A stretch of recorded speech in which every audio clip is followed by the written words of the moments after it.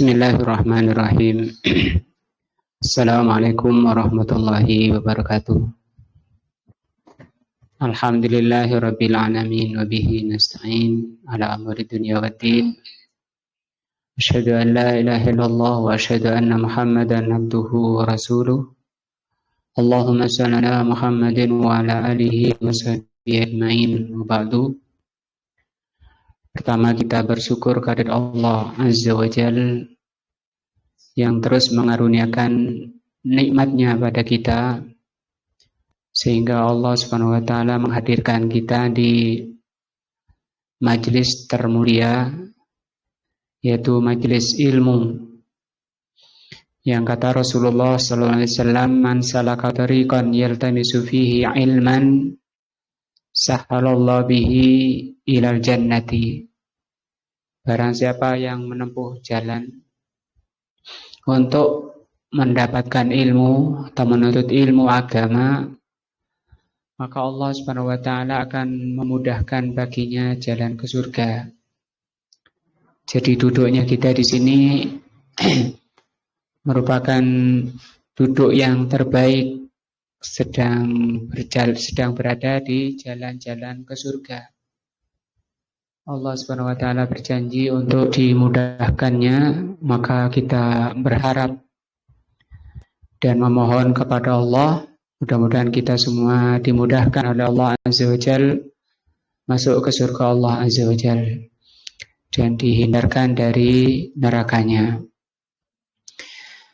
Orang yang dimudahkan oleh Allah Subhanahu wa taala hadir di majelis ilmu, mempelajari agama Allah, adalah orang-orang yang dipilih oleh Allah Azza wa Jalla, orang yang dikehendaki baik, orang yang akan dimasukkan ke surga Allah Azza wa Jalla.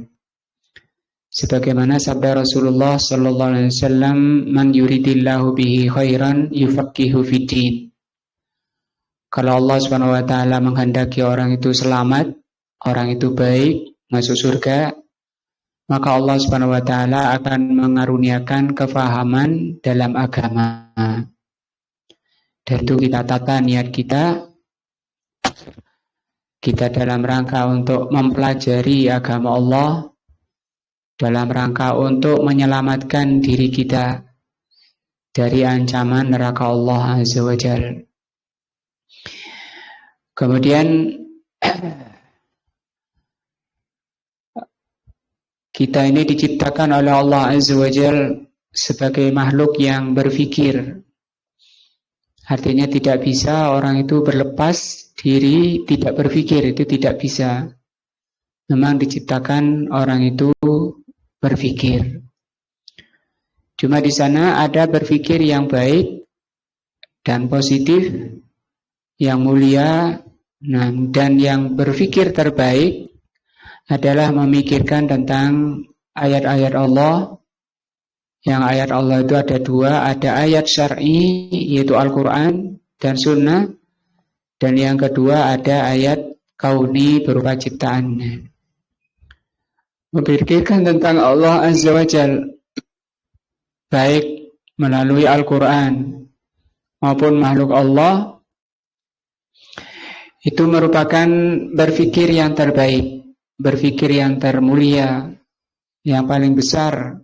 Nilai berpikir di sisi Allah adalah memikirkan tentang makna ayat-ayat Allah, yaitu ayat Al-Quran dan As-Sunnah. Pelajaran kita malam ini adalah pelajaran tafsir juz amma. Kita sudah sampai surat Al-Falaq dan kita akan mempelajari tafsir daripada surat ini. Kata Abdullah bin Mas'ud radhiyallahu an, barang siapa yang atau tanda orang yang cinta kepada Allah adalah mencintai Al-Quran. Jadi harus ditanamkan pada diri kita ini kecintaan kepada Al-Quran. Apa tanda orang yang mencinta Al-Quran? Dia senang untuk memahami, mempelajari, apalagi kemudian mengamalkannya. Karena dengan mempelajari Al-Quran, memahami Al-Quran, akan menyebabkan orang itu mencintai Allah Azza wa Jalla. Dan yang paling penting bagi kita adalah menjadi hamba-hamba yang dicintai oleh Allah. Bagaimana supaya kita dicintai oleh Allah? Kita harus mencintai Allah. Dari mana kita mencintai Allah? Dengan mencintai Al-Quran. Karena Al-Quran itu sifat Allah. Pernah suatu ketika ada seorang sahabat, setiap sholat membaca Al-Ikhlas. Sampai diadukan kepada Rasul SAW bahwa orang ini ketika sholat selalu membaca surat Al-Ikhlas. Kemudian diperintahkan oleh Rasul, coba tanya pada dia apa yang mendorong dia untuk selalu membaca surat Al-Ikhlas ketika sholat. Maka orang itu, sahabat itu mengatakan, li'anna fiha sifatur Rahman. Karena Al-Ikhlas itu menjelaskan tentang sifat Ar-Rahman, yaitu sifat Allah. Wa ana uhibbur Rahman, dan saya ini mencintai Allah Azza wa Jalla. Jadi kenapa sahabat ini mencintai surat Al-Ikhlas? Karena di dalamnya menerangkan tentang sifat Allah, sifat Ar-Rahman. Nah,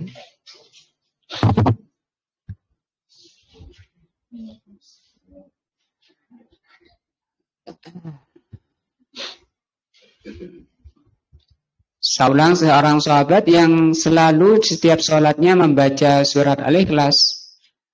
Kemudian ditanya oleh Rasulullah kenapa dia kalau sholat selalu membaca surat Al-Ikhlas. Dia menjawab karena surat Al-Ikhlas itu isinya tentang sifat Allah. Jadi kalau orang ditanya Allah itu siapa? Itu jawabannya dengan membaca surat Al-Ikhlas. Orang tadi sampai muncul di hatinya, sampai tertanam dan tercipta di hatinya kecintaan kepada Allah. Dari mana dia munculnya kecintaan? Dari memahami surat Al-Ikhlas. Itu baru satu surat.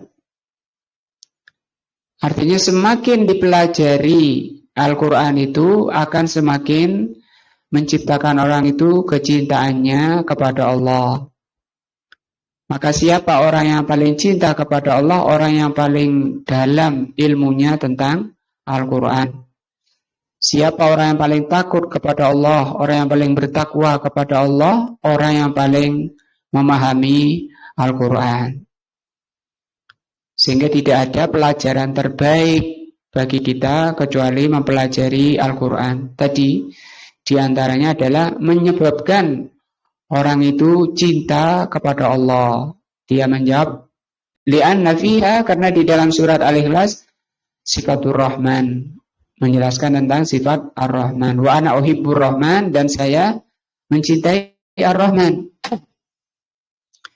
Maka kata Rasulullah SAW, kabari orang tersebut bahwa Allah mencintai dia. Kalau orang mengaku cinta kepada Allah itu banyak, walaupun orang Yahudi, orang Nasrani mengaku cinta kepada Allah. Apalagi muslimin, semua muslimin mengaku cinta kepada Allah. Hanya saja apakah Allah mencintai mereka? Belum tentu. Jadi yang terpenting bagaimana Allah mencintai diri kita. Maka dikabari oleh Rasulullah SAW, dipanggil oleh Rasulullah, dan Rasulullah mengabarkan bahwa Allah mencintai orang tersebut.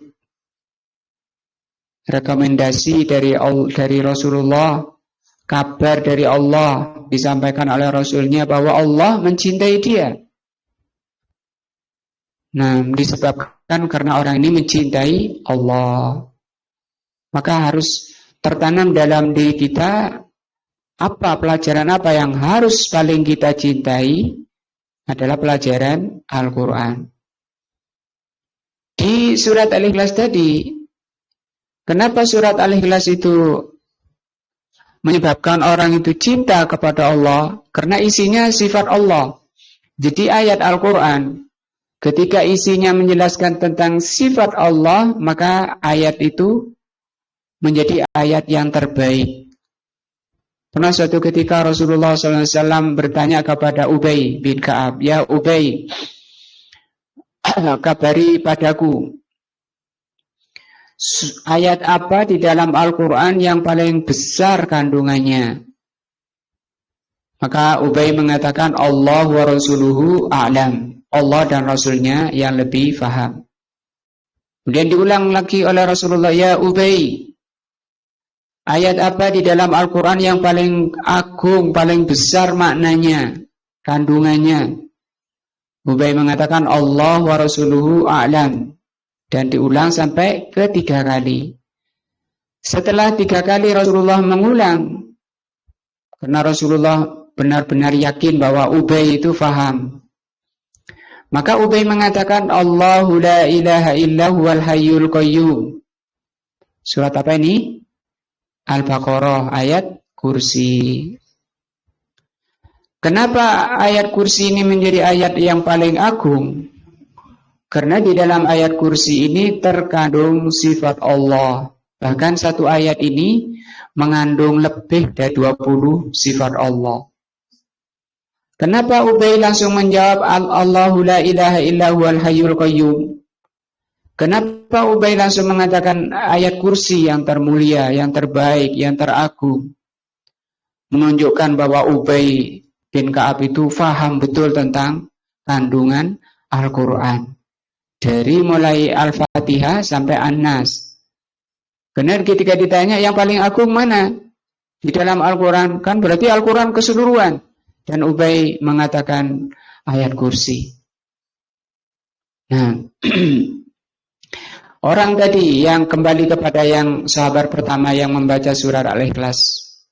Tadi keutamaan yang tertinggi yang dia dapati, mendapat cinta Allah. Yang kedua, ada riwayat sahih juga bahwa dikatakan kepada orang tersebut, kabari orang tersebut bahwa Allah Subhanahu wa taala akan memasukkan dia ke surga. Itu keutamaan, 2 keutamaan besar yang diperoleh. 1 cinta Allah, kedua apa? Masuk surga. Kalau sudah masuk surga, selamat dia dari neraka Allah, maka itu tujuan termulia, tujuan terbaik yang pasti diinginkan oleh setiap manusia. Dari itu mumpung kita masih dikaruniakan kesehatan pikiran, kesehatan badan, disyukuri. Namanya mensyukuri akal, mensyukuri kesehatan jiwa dan raga, dipakai untuk berpikir, memikirkan yang termulia, yang terbaik, yaitu memahami Al-Quran. Yang lalu telah kita bahas di surat Al-Falaq ini. Saya ulang dari perkataan beliau Asy-Syaikh Ibnu Utsaimin rahimahullah.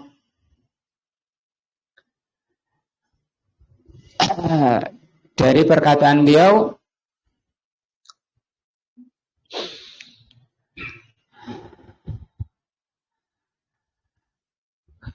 wa rubbama yasibu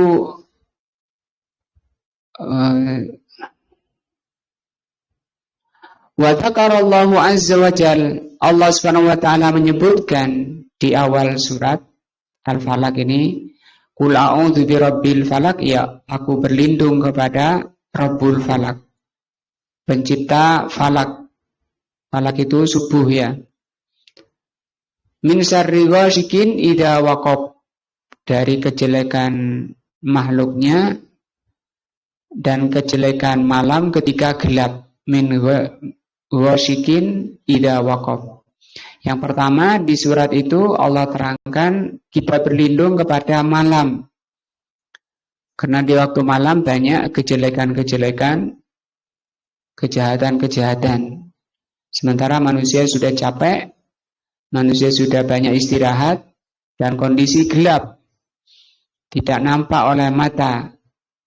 Maka diajari oleh Allah agar berlindung kepada Allah dari gelapnya malam.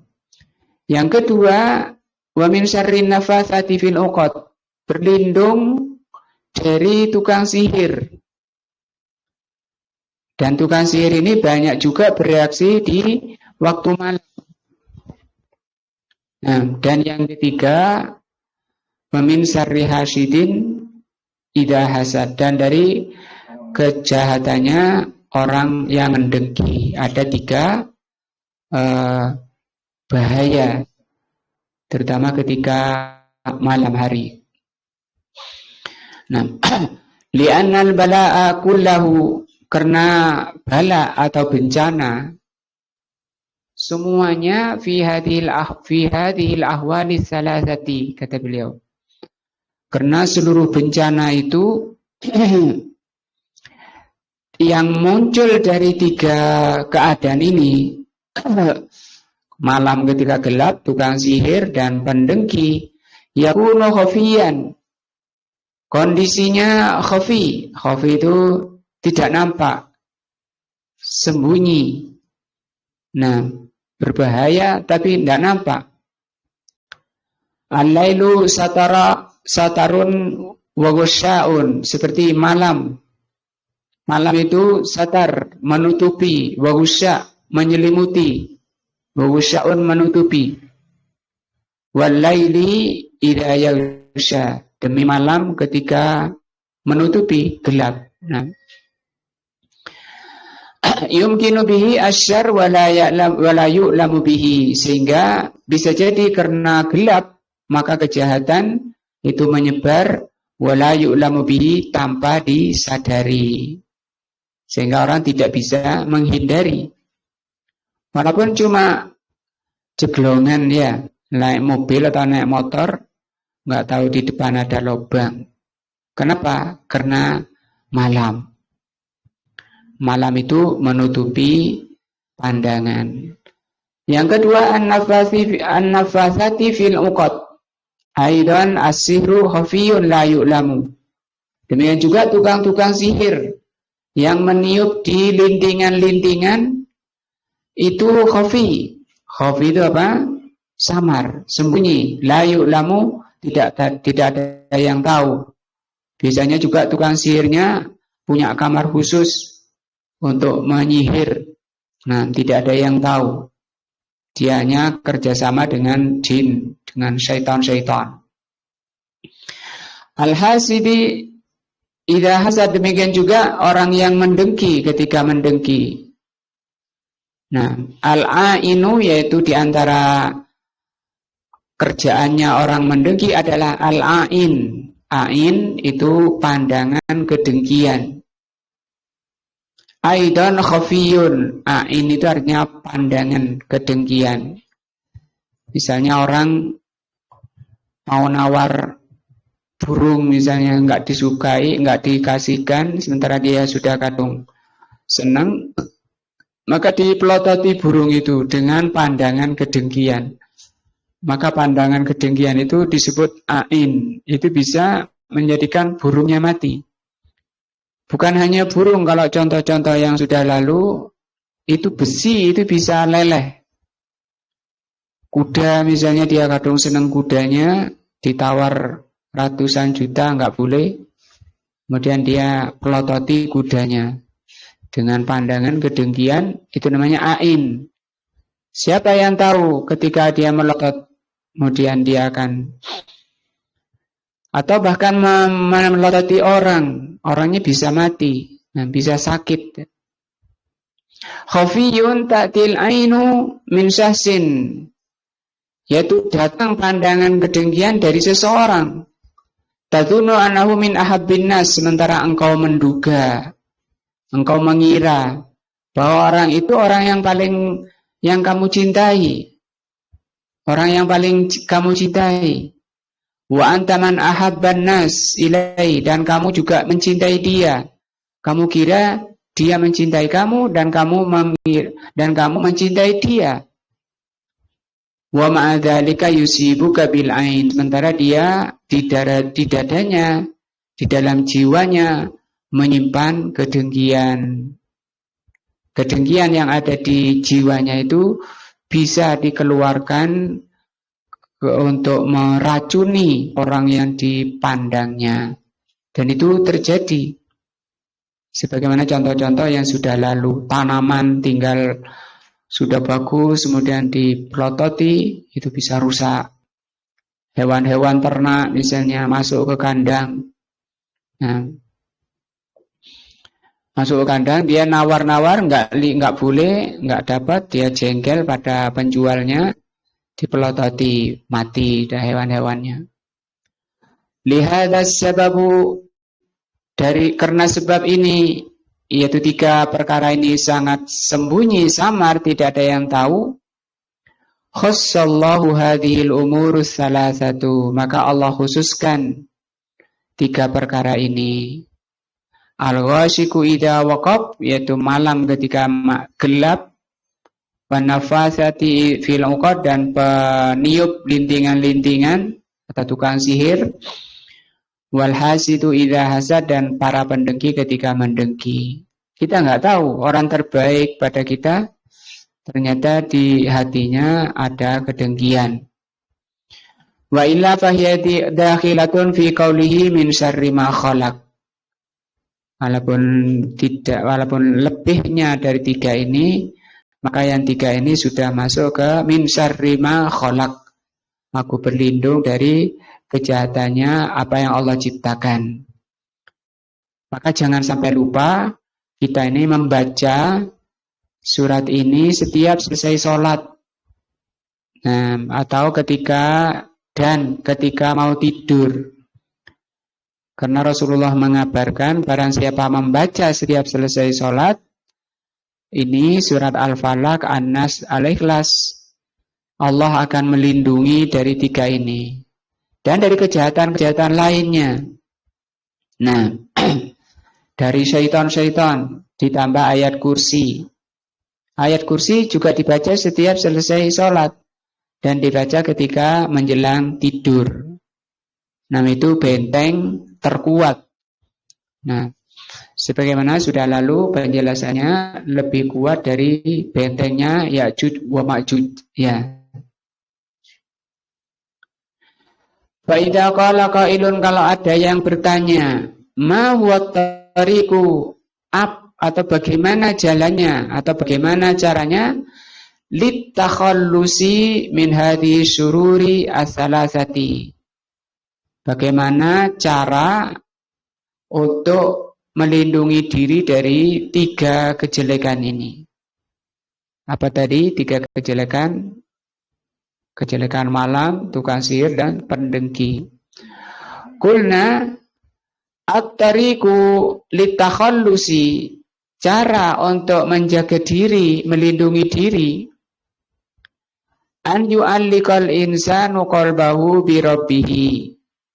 Yang pertama, kata beliau, hendaknya manusia itu menggantungkan atau mengaitkan hatinya kepada Allah Azza wa Jalla. Nah, untuk ke sana, untuk bisa menggantungkan hatinya kepada Allah, harus mengenal Allah Azza wa Jalla, mempelajari tentang Allah Azza wa Jalla. Dan mengenal Allah itu dari Al-Quran dan As-Sunnah yang sahih. Yang kedua, wa yufawwidu amrahu ilaih, menyerahkan urusannya kepada Allah Azza wa Jalla. Apalagi mau tidur, diserahkan segala urusannya kepada Allah, karena dia sebentar lagi akan mati, tidak ada daya, tidak tahu apa yang terjadi. Yang ketiga, yuhaqqiqut tawakkula 'ala Allah, memastikan tawakal kepada Allah Azza wa Jalla. Yang keempat, wa yastamilul awrada syar'iyyata allati biha yuhsinu nafsahu wa yahfaduha min syarriha ula. Yang keempat, mengamalkan wirid-wirid yang syar'i. Yang dengan wirid syar'i itu Allah Subhanahu wa taala akan menjaga dirinya dari kejahatan-kejahatan makhluk Allah Azza wa Jalla. Dari yang 3 ini, yang terkhusus maupun yang lainnya.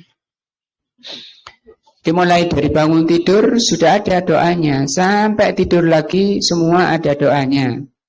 Doa makan, doa selesai makan, doa masuk kamar mandi, doa keluar dari kamar mandi, doa berpakaian, semuanya ada. Di dalam Islam semua sempurna. Apa manfaat doa-doa itu? Nah, ini sebagai perlindungan diri, karena manusia itu selalu diincar oleh syaitan untuk dijadikan kawannya di neraka. Wa ma kasural amru fin nasi fil awniyatil akhir manasharati wal hasad wa ma asbadzalika. Berapa banyak manusia itu tertimpa sihir, tertimpa kejahatan orang-orang pendengki, yang itu disebabkan karena kelalaian mereka, min ajli ghaflatihim anillah, karena kelalaian mereka dari Allah, lupa kepada Allah. Maka kalau jauh dari Allah, siapa yang bisa melindungi dirinya? Sementara iblis itu tidak pernah capek, tidak pernah berhenti. Bahkan setiap pagi iblis itu mengumpulkan para tentaranya di tengah laut sana. Dikumpulkan dan iblis mengatakan kepada para syaitan, barang siapa yang mampu menyesatkan manusia hari ini, jadi hari ini, itu setiap hari ini, maka aku akan berikan padanya mahkota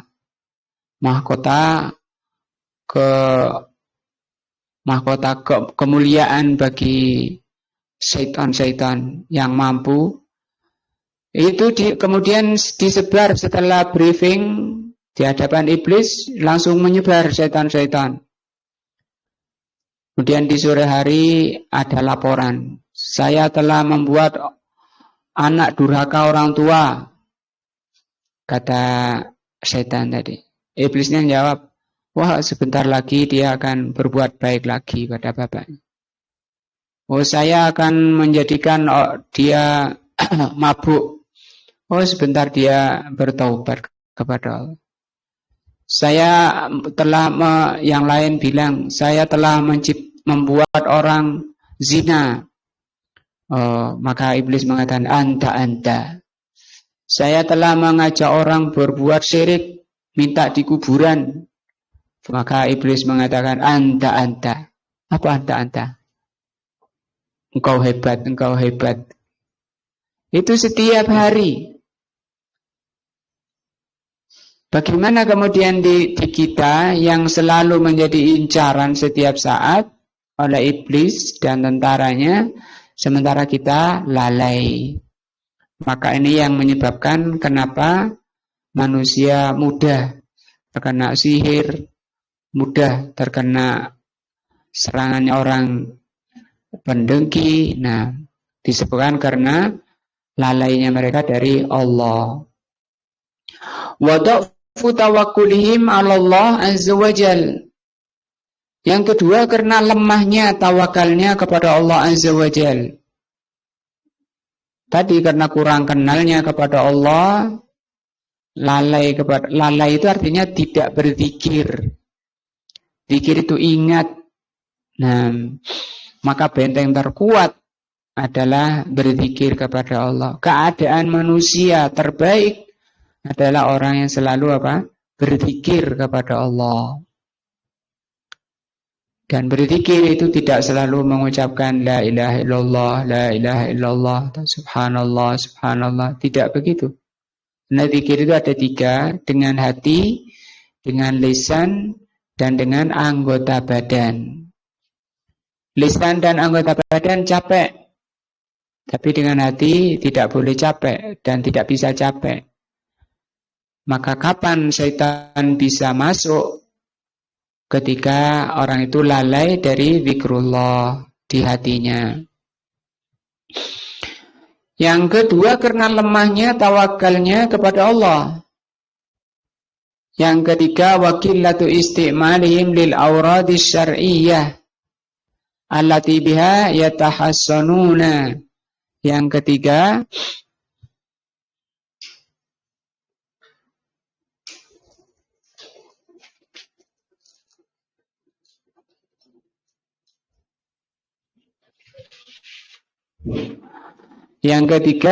wakillatu isti'malihim lil awradis syar'iyyah allati biha yatahassanuna. Yang ketiga, karena lemahnya menggunakan wirid-wirid yang syar'i.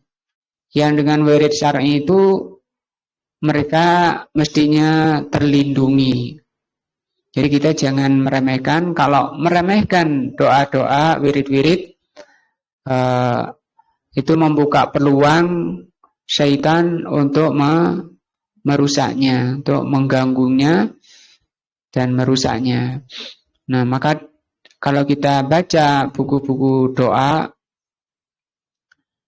buku-buku yang sudah disendirikan tentang doa, itu lengkap. Mulai bangun tidur sampai tidur sendiri, bahkan ketika buang hajat, bahkan ketika mendatangi istrinya, itu ada doanya. Nah, kalau diantaranya ketika orang itu pulang dari luar, masuk rumah, kemudian ketika dia di jalan, itu setan pada ngikut. Setan-setan pada ikut, banyak yang ikut.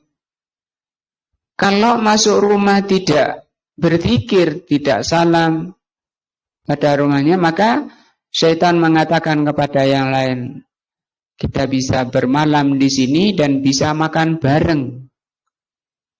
Nah, maka kalau orangnya tadi membaca Assalamualaikum ketika masuk rumah, maka setan mengatakan apa? Kita tidak bisa bermalam di sini dan tidak bisa makan bersama. Dan mungkin kita lupa, lalai, kemudian masuk rumah tanpa salam, setan pun masuk dan ikut makan bersama. Tapi demikian juga kata Rasulullah, barang siapa yang makan tidak membaca bismillah, maka dia juga setannya ikut makan bersama. Dan ketika dia misalnya diingat ketika pertengahan makan baru ingat, kemudian dia membaca bismillahi fi awwalihi wa akhirihi, maka setan tadi memuntahkan, mengeluarkan makanannya tadi. Artinya memang setan itu akan mengambil manfaat pada manusia di samping menyesatkannya. Maka kalau kita keluar rumah kemudian balik pulang ke rumahnya, jangan lupa zikir, yaitu dengan salam.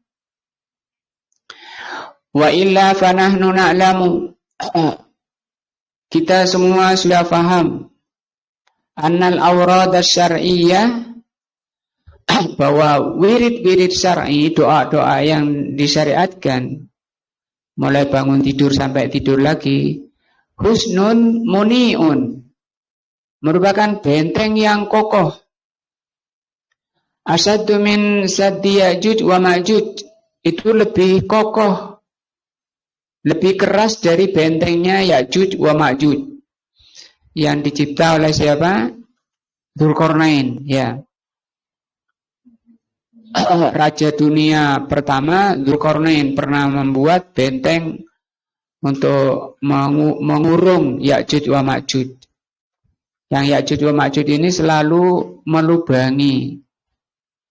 Nah, dan nanti akan keluar di masa Nabi Isa alaihissalam. Nah, dan tidak ada yang bisa membunuh Ya'juj wa Ma'juj kecuali Allah dengan apa? Mengirim ulat-ulat. Adapun tentaranya Nabi Isa tidak mampu karena dahsyatnya Ya'juj wa Ma'juj. Nah, jadi ini pentingnya apa nih? Doa-doa, maka dihafalkan. Dihafalkan doa-doa. Setiap amalan kita ada doanya. Naik kendaraan, masuk pasar. Nah, lakin ma'al asif, tapi sangat disayangkan. Anna kasiran minan nas, bahwa banyak manusia la ya'rifu an hadhil awrati syai'a, banyak yang tidak hafal. Sangat disayangkan. Bagaimana nanti di program hafalan ya. Setor. Waman arafa faqad yaghfilu katsiran. Ada yang sudah hafal tapi banyak lalai, banyak lupa. Waman qara'aha, ada juga yang hafal tidak lupa dan dia membaca, faqalbuhu ghairu hadirin. Tapi hatinya lalai. Baca tapi hatinya tidak hadir. Itu juga kesalahan. Wa kullu hadza naqsun. Semua ini adalah kekurangan dan kekeliruan. Jadi bagaimana? Kita harus hafal, kita harus membacanya dan hadir ketika membacanya. Walau anna an-nasa ista'malu al-awrada ala ma ja'at bi syari'ah. Kalau manusia itu mau mengamalkan wirid-wirid yang diajarkan oleh Allah dan Rasulnya, la salimu, pasti manusia itu akan selamat min sururin kasirotin, dari banyak kejelekan-kejelekan. Gampang kan, cuma hafalan. Kita nggak diajari bikin baju besi, ya.